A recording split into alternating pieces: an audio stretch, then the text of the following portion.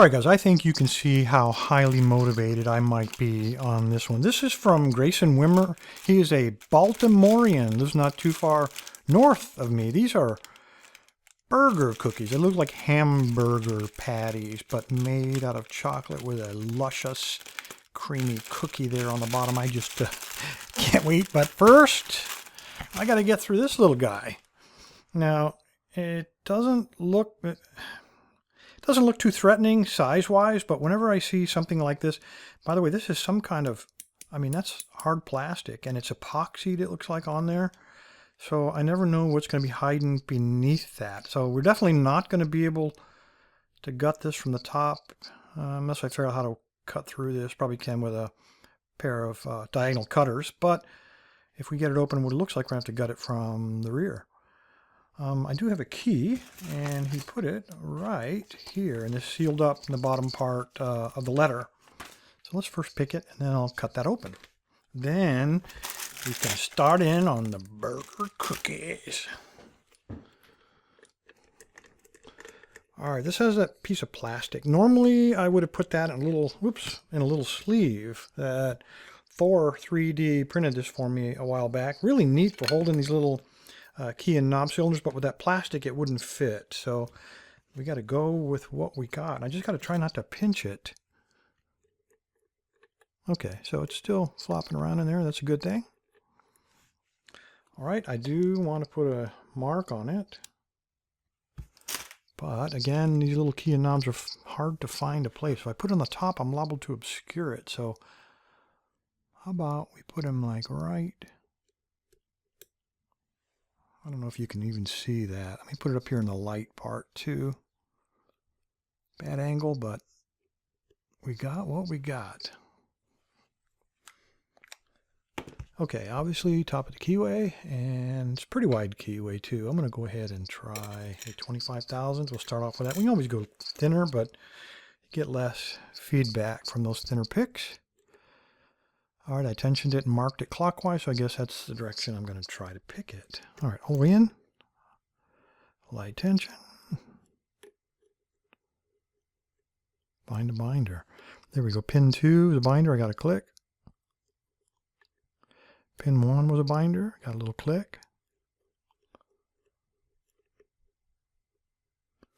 There's like 5. A little click off of him.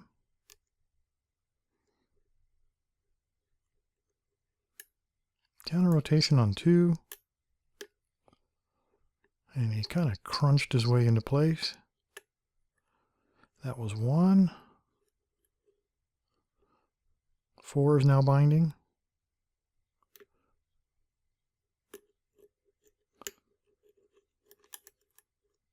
And I heard something drop. My tension is really light on this guy. I can tell from the feel already. I've had to lighten up on my tension because I can feel some serrations in here. I can't tell if that's counter rotation or not. So before I jump on it, let me check everybody else. Okay, there's 5 down. Now he's springy. That's weird.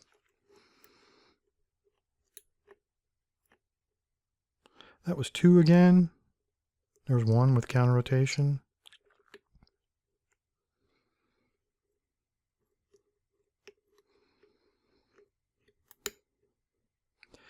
That was 5. It's like you get a break, and then he just goes totally springy on you.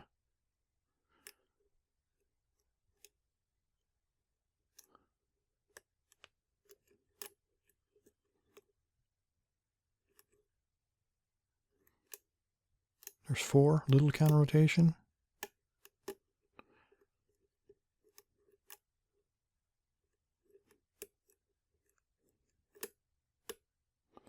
That was 2. Everybody in the back is still springy.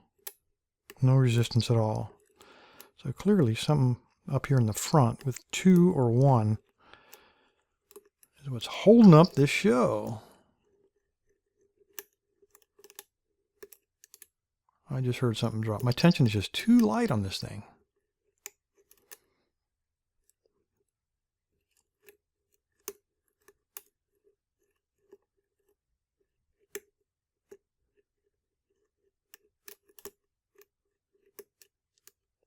All right, I'm going to recock it. I might have overset. I'm going to try a little heavier tension this time around.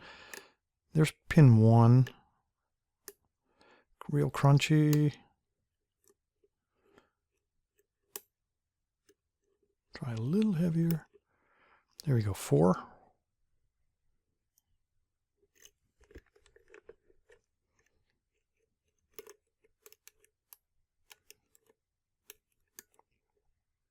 There's 2 again, counter rotation.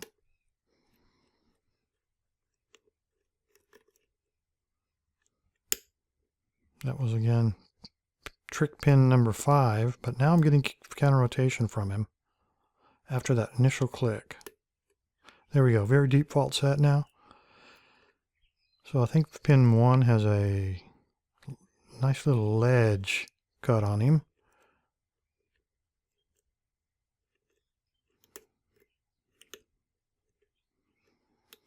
Now I think we're probably hung up on a T-pin somewhere.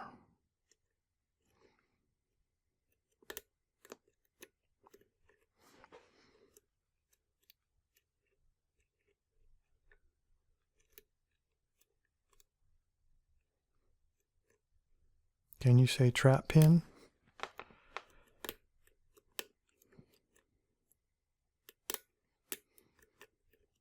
I'm trying to force something, but no luck.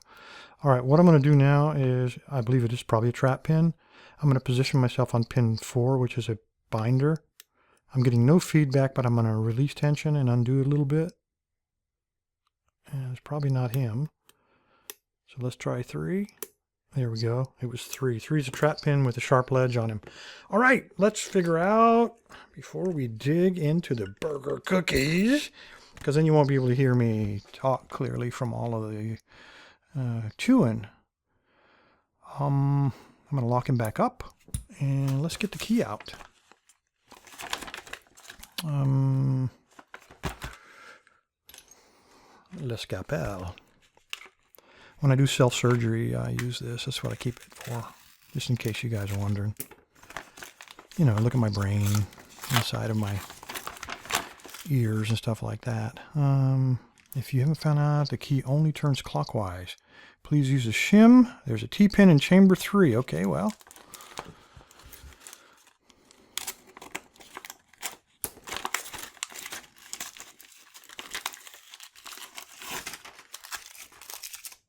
Zoom this out. Move this stuff out of here. All right, got to cut him off.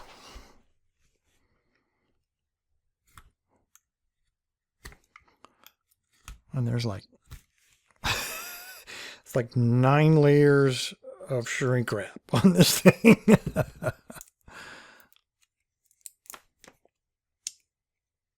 Come on.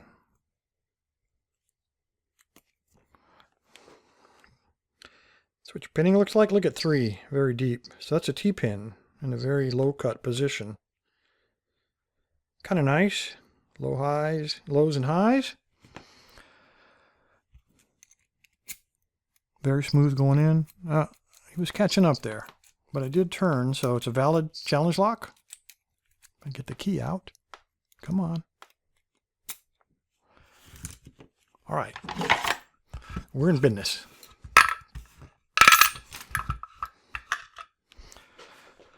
Take that off.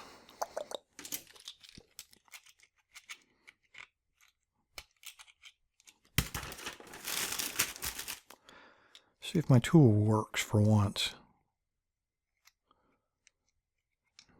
And of course, he's the wrong size.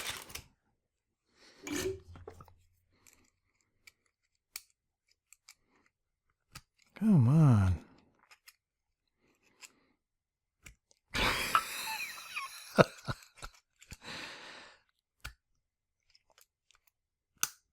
Almost.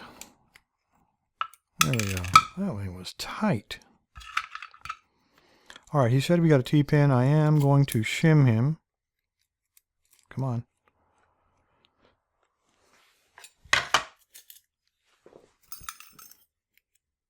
Slide that to the right.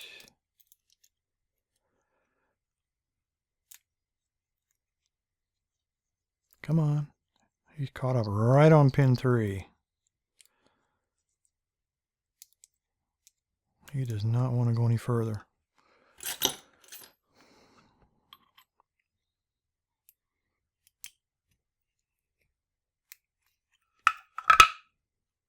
Okay.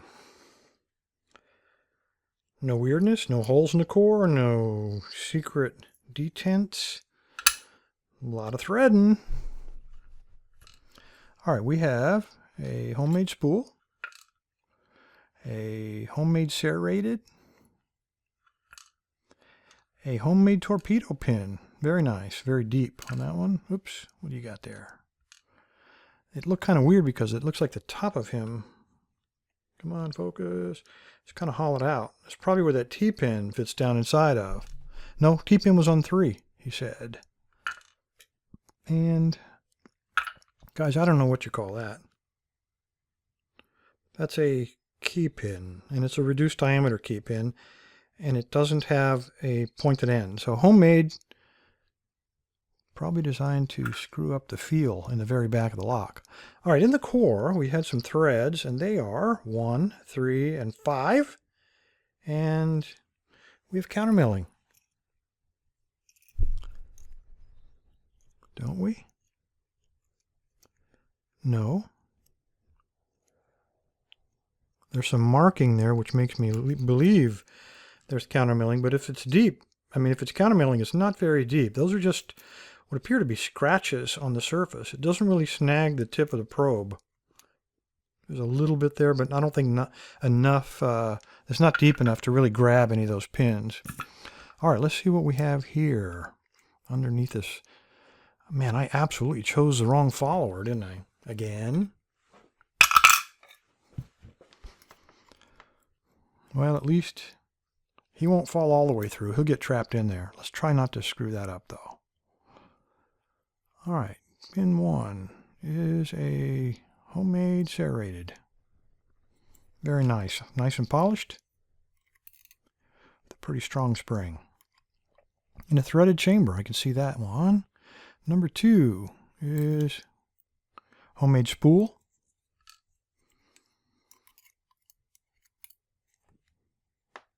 Another nice strong steel spring, also threaded chamber. Number 3.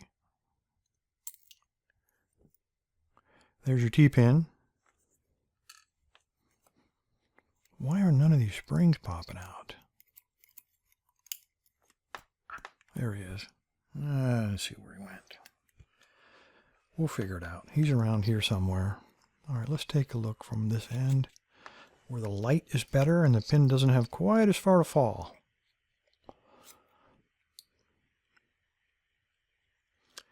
Homemade serrated.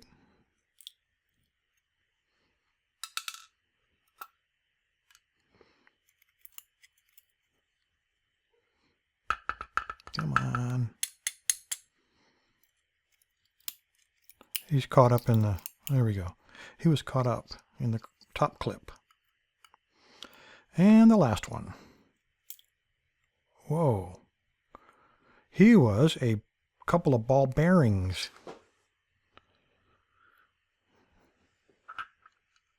You don't see that every day.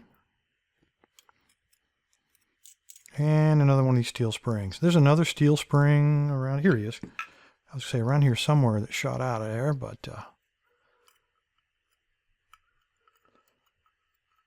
I got to say it's pretty creative pinning. You got a couple of weird things going on here. Inside of the core, every single chamber, see if I can do it. I can't tell which end is better, but every single one of them is threaded. Maybe from this side be a better angle. Nice sharp threads. That's probably why he glued this on here, to prevent us from seeing that from the top.